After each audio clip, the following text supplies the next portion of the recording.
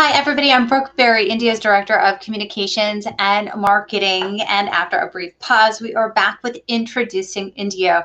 This is a new segment that we're rolling forward with on some Tuesdays to introduce you to the folks who work here at the City of Indio. And some of them, like today's guests, might have titles that sound very much like government speak, right? But this is our effort at introducing them to you so that you understand the many hats that the folks wear here, and also your opportunity to ask them questions about the process to add transparency to what happens here at City Hall and how it impacts you, the way that you do business, how you interact as a community here with the city. So without further ado, let me welcome right now Ivan Ivanoff.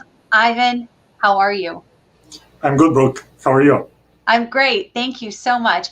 Ivan's title here at the City of Indio is Senior Accountant. And he and I spoke a little bit yesterday about what that means, because I know what he does here, and I don't feel like that title fully encompasses all of the things you do on a daily basis. So, Ivan, why don't you explain a little bit about what Senior Accountant means in terms of what you do sort of day to day?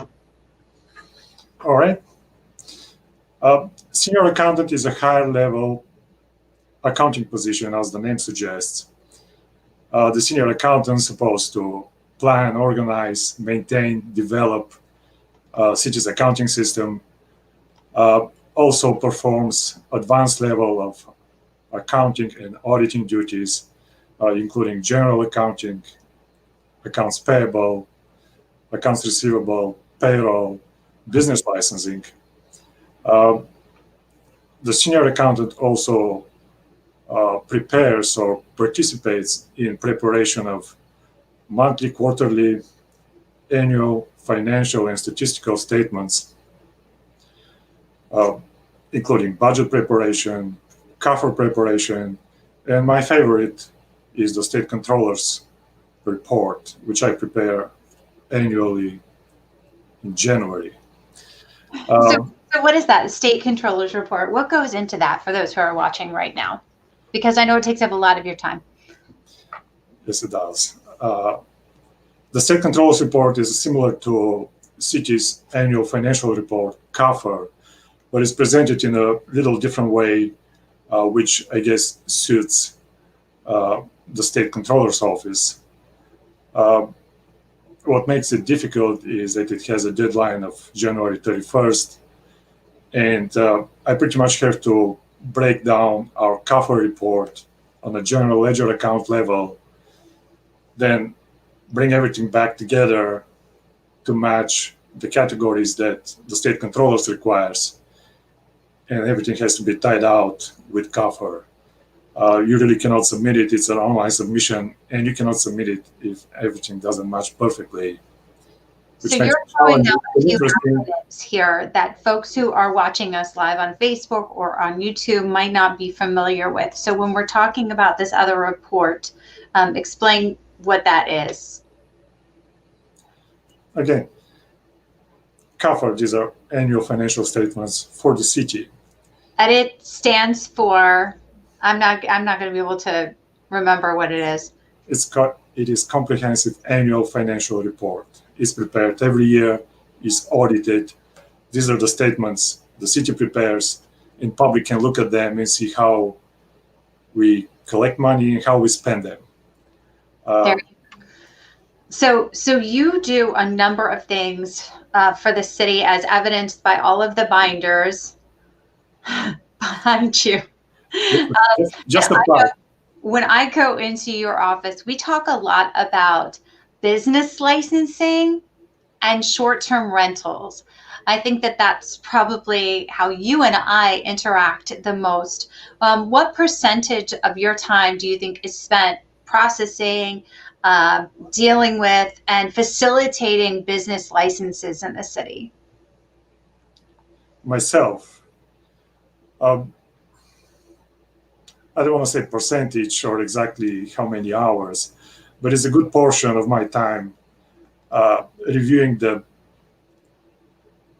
the work of accounting technicians, business licensing technician, uh, advise them on any corrections or adjustments they need to make. Um, I'm also really involved with customer service. Again, the majority is performed by Lorena and Luz. But in many cases, customer needs additional assurance of what needs to be done, how needs to be done. Some of the cases, not that they're that complicated, but again, they need some authority. And this is when I get involved. I intake a lot of the emails that come in through the website, folks who need additional assistance, and probably half of them have to do with business licensing. I think that's why it's so tough to make this some sort of automated system, because everyone has individual circumstances and questions that might make their case unique. So it's tough, especially with all of the changing regulations, things that are happening. You have to stay up to date with that, and the people who are trying to run their businesses have to stay up to date with it too. So the process, unfortunately, can be complicated. Why is it so important, though, to have a business license and to stay current with it? It is important to have a business license because through the business licensing process, the city not just collects money, fees, and license tax, but also has a regulatory function, making sure that those businesses are open in the correct zone of the city. They meet all the building and other safety codes, so they're safe to operate for their customers, for the residents of the city. And generally speaking, we've provided a lot of information on our website. Our licensing technicians are very knowledgeable and friendly and communicating with customers. But again, there are businesses who believe their case is unique, and sometimes that is truly the case. I don't mind getting involved, going over what needs to be done, how it needs to be done, and the cost associated with it. Ivan, I think one sentiment people might have is that the city, makes money off of building permits and business licenses and all of these things. So maybe you can help us dispel this myth that, cities get rich off of these. In many cases, these licenses go to improvements in the system. Where does some of this money go that is taken in from the business licenses? I'll give you some statistics without going into too many details, but the license tax that we collect hasn't been changed, I would say, for decades. Whoa. Yeah. So people are paying the same thing in business license fees now as they might have decades ago. No, license tax. License tax, okay. License tax, yeah. And the license tax represents only 1% of general fund revenue. So this is a very small portion of city's revenue. License taxes, including permits. Again, permits are not related to the licensing process. Sure. But licensing fees, for example, are. And they're at level to cover the cost of performing our duties, issuing the license, or the cost for the inspectors to go out and inspect the properties or the business, make sure that, again, they follow the current codes. So again, there is no profit margin, and this is not what the city is trying to make. We're covering the cost of those services. And there is a currently study going on potentially to update those fees, but that's up to city council and management. Recently, we, as a city, in collaboration with Coachella Valley Economic Partnership, had to help distribute thousands and thousands of items of PPE, personal protective equipment, gloves, masks, hand sanitizer, etc. And we wanted to make sure that each business in India with an active license was able to get some of that PPE so that they could open safely. I know that you were instrumental in putting together those lists so that all of that could be distributed. And some people might be surprised to learn that if I am remembering this number correctly, it was over 1,600 businesses in India with storefront locations. I believe that was the number, and I remember that we did that. And this is one of the ways the city tried to help businesses deal with the COVID pandemic and recover from it. We also, starting in October last year, waived the licensing fees for every new application, for all new applications, which especially for the businesses that are located in the city, saves them hundreds of dollars in application fees. It sure does. And I know that there were over a dozen new restaurants that submitted applications for new licenses in 2020. It is possible, and I also see a trend of there's an uptick of new applications, especially in the last 2 months, January and February. But this is when kind of the good news that the pandemic is towards its end came out, and everybody is optimistic and eager to get back to business. Yeah, I think so. Ivan, I'd like to kind of backtrack a little bit. Let's leave business licenses aside for just a second, and let's talk about you. How long have you been with the city? And what is your background? As the name suggests, I was born and raised in Bulgaria, a very beautiful country, small but beautiful. Came to the United States in '97 with my family. Lived originally in Los Angeles and relocated to Coachella Valley in 2003. So it's been quite a tenure with Coachella Valley, at least. I've been 7 years with the city. I'll turn 7 years in next month. Before that, I worked mostly in the private sector. My last job before the city's job was with a big CPA firm, Osborne Rincon, here in the Valley. And before that, with a big wholesaler of cosmetic products. I enjoy working for the city. Look forward to many more years. That's pretty much it.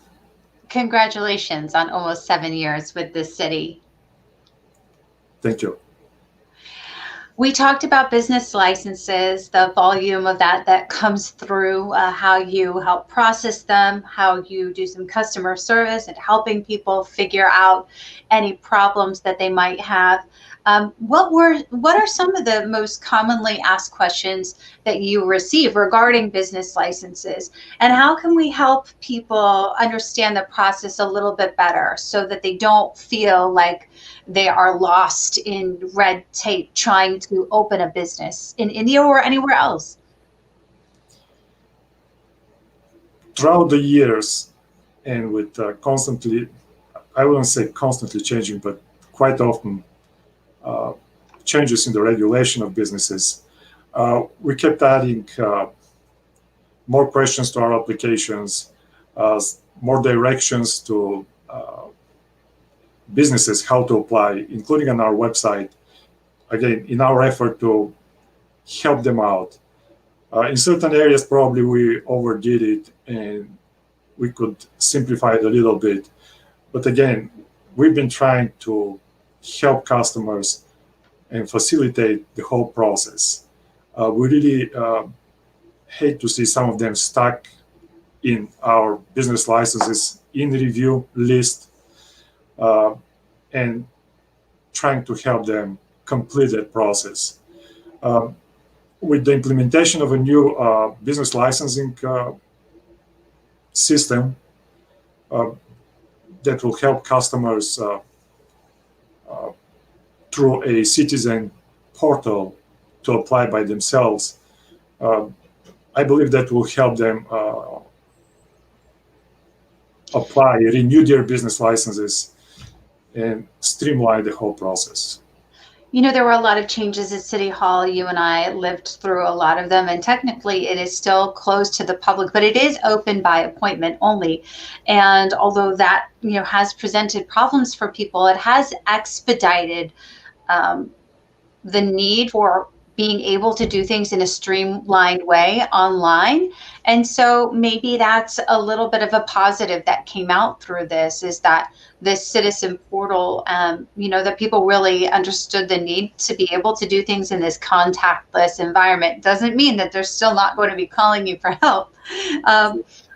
But maybe they'll find the process a little bit easier. And in fact, I just want to invite those folks who are watching us right now on Facebook or on YouTube, if you have any questions at all for Ivan, Senior Accountant here at the City of Indio, please go ahead and leave them in our comments. And we thank you. We did get just one comment here from Sean Webb. He's with Desert Sands Educational Foundation. And Sean, we thank you very much. In fact, Mayor Elaine Holmes was on a program that Sean does every week called Classroom Conversations with Desert Sands Unified. So if you have questions again for Ivan, Ivan's specialty, at least for the purposes of this conversation, beyond accounting, is business licenses, and also the other topic that has really, I know, taken up a lot of time, because it is one that is of great importance to residents in the City of Indio: short-term rentals. So where does your hand fit into that? Well, I've been involved with short-term rentals since, I would say, 2014, when the ordinance was adopted, helping implement. When we talk about the ordinance, that means that people were able to start renting out their homes for. That's correct. Well, particularly the festivals, but also, you know, as Indio has sort of evolved into this vacation destination, just for vacation rentals. That is correct. Besides and there's an interesting trend actually last year, although I would say towards the by end of May, until we had all these restrictions, there was not much activity from the short-term rentals, hotels as well. But afterwards, actually, they picked up pretty quick.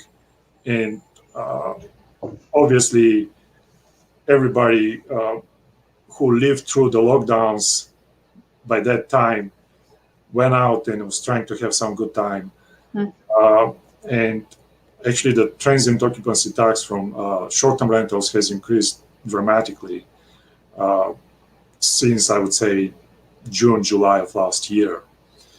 So that actually is a trend that I think is unique to Indio in some ways. Indio does not have a lot of hotels, but they have how many short-term vacation rental licenses? 1,700 or so?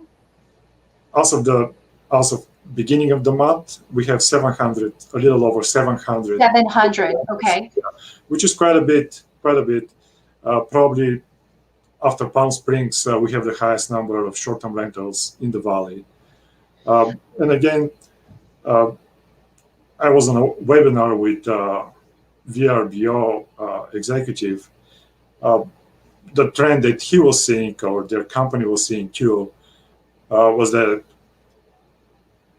vacation places, city that are close to the big urban centers like San Diego or Los Angeles, saw a significant increase in traffic or bookings, which again translates into higher transient occupancy tax revenue. Certainly people, I think, throughout the pandemic felt more comfortable in being able to socially distance and stay within their own families, but still have some of that space to get out and recreate in a safe way. And in that way, yes, Indio is unique without those hotels, but with those vacation rentals, there was at least a positive from that. What I love talking to you about those trends because you're a numbers guy, and that's when I see you getting most excited about what you're doing is when we do talk about these trends with vacation rentals. Let's take just a quick break right now, and we'll reset. And so, if anyone else has questions for Ivan Ivanoff, we'll be back in just a moment.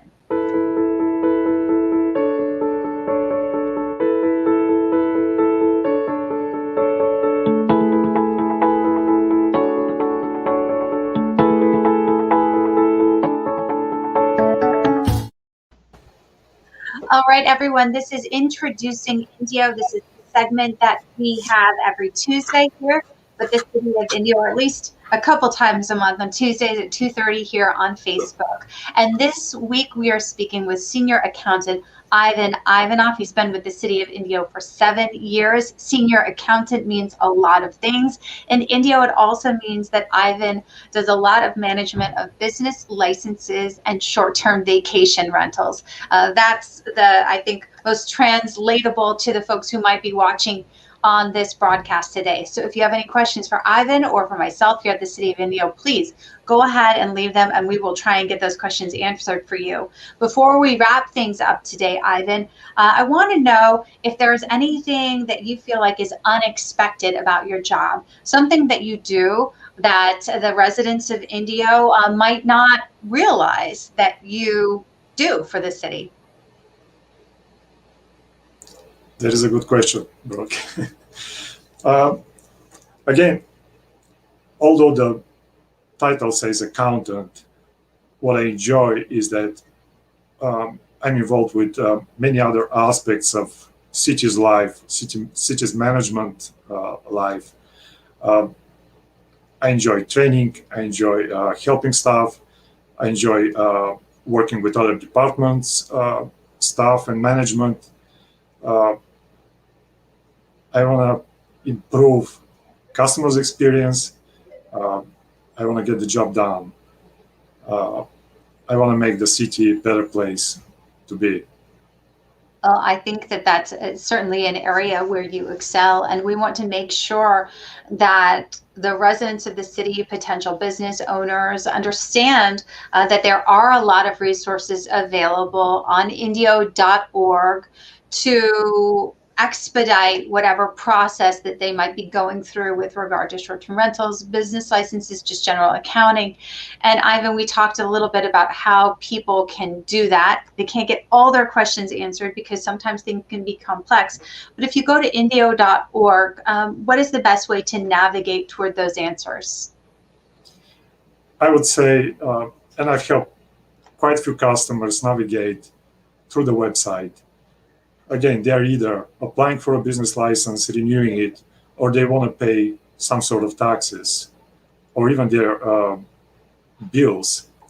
The easiest and the shortest way, I believe, is go on the city's website, indio.org, look for the tab towards the right, how do I? And then you'll see either pay for new license or renewal, pay your taxes, or apply for a new business license, short-term rental permit, or alarm permit, for example. One of the questions that I've gotten most recently from folks who are writing in through the City of Indio website is wanting to check to see how much they owe for their business license, or they say that they haven't gotten their notice yet. Is there a way that they can do this online, or do they have to talk to a person or correspond through email to get those answers? Currently, they can submit the payment, but they have to figure it out mostly because they need to calculate the license tax portion of the renewal, which is based on their gross receipts in most cases. Because we don't know how much of their gross receipts, they need to do the calculation themselves. And they can pay online and upload the renewal application. And again, if they haven't received it, they always can give us a call. We've been getting calls like that. We can email them the renewal or just walk them through as we've done in the past. Well, Ivan, we really appreciate your time. Ivan Ivanoff is senior accountant here at the City of Indio. The segment is called Introducing Indio. It is a way for everyone to get a look at what happens here, the services that the city provides, and orients you with how you can get the answers to what you need on our website, indio.org. For additional information about what's happening in the city, please sign up for Indio Live. It's our city's digital newsletter. It goes out on the first of every month, so just a couple more days. You can go to indio.org, scroll halfway down the page on the right-hand side, it's a big yellow box. It says Indio Live. We don't spam you. Well, we just send out emails about once a month that has a list of all kinds of news that's happening in the city, events that might be happening hopefully soon, openings, and ways for you to get involved. You can also follow us on Twitter, on Instagram. If you're watching us right now on Facebook, we appreciate it very much. And if you do have additional comments, just leave them in the comments here and we will answer them as we receive them. Thank you all for watching Introducing India. We'll be back in a couple of weeks and profiling someone else within our city. And so save up those questions. Go ahead and send them in. You can also always email news@indio.org and we will get back to you. Thank you so much.